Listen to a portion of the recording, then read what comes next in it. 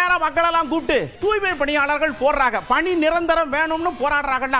அதை சில பல தலைவர்கள் இல்ல பணி நிரந்தரம் பண்ணா அப்படியே அவங்க வாரிசுன்னு பின்னாடியே வந்துகிட்டே இருக்கும், அது வேண்டாம் அப்படிங்கிற மாதிரி அவங்க சொல்றாங்க.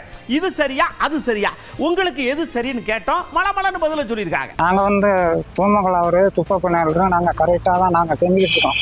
எங்களோட புய்முத்திரம் நாங்க நல்லது கெட்டதான் நாங்க செஞ்சுக்கிட்டு தான் இருக்கோம். ஆனா எங்களுக்கு வந்து அந்த ஊழியம் எங்களுக்கு யாரும் கொடுக்கறது கிடையாது. அவங்க கான்ட்ராக்டுக்காரங்க வந்தானே இப்போ எங்களை ரொம்ப பாடாப்படுத்துறாங்க. எதுக்காக எங்களை இப்படி பாடாப்படுத்துறாங்கன்னு எங்களுக்கு தெரிய வேண்டாமா? கொரோனா காலகட்டத்தில் அவங்க இல்லைன்னா அந்த உலகமே நாரி இருக்கும். அப்படியே போட்ட சமூக சேவை செய்த தூய்மை பணியாளருக்கு அதிகப்படியான சம்பளம் தாராளமாக வாங்கலாம்.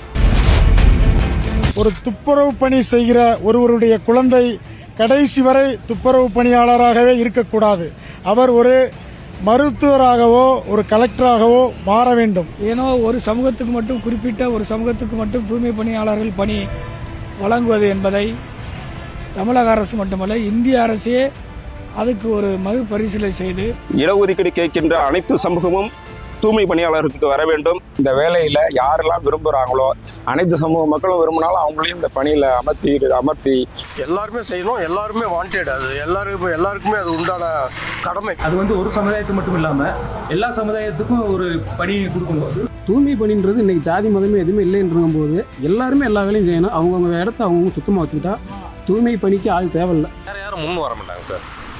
ஏன்னா வந்தாங்கன்னா ஏற்றுக்கலாம், அவ்வளோ சீக்கிரம் வர மாட்டாங்க. வந்து அந்த வேலை பார்க்குறாங்கன்னா அவங்கள விட்டு அந்த வேலையை பார்க்க சொல்லிட்டோம்னா அவங்க வந்து அடுத்த ஜென்ரேஷனுக்கு போக மாட்டாங்க. எல்லாருமே 4 பேர் 4 வேலையை தான் பார்க்குறாங்க. இப்போ அவங்க படித்த படிப்புக்கு வேலை தேடி போகலாம்ல, அவங்கள வந்து இப்போயே அதை அடிப்படையாக ஒதுக்கிட்டோம்னா அது கடைசி வரைக்கும் அவங்க ஒதுக்கப்பட்ட ஜாதியாகவே போயிடும்.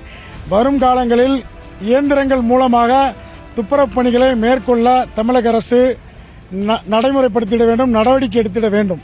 துப்புரவு பணியாளர்களை நிரந்தரப்படுத்தலாம் என்கிற ஒரு எண்ணங்கள் தமிழக அரசுக்கு இருக்கவே கூடாது.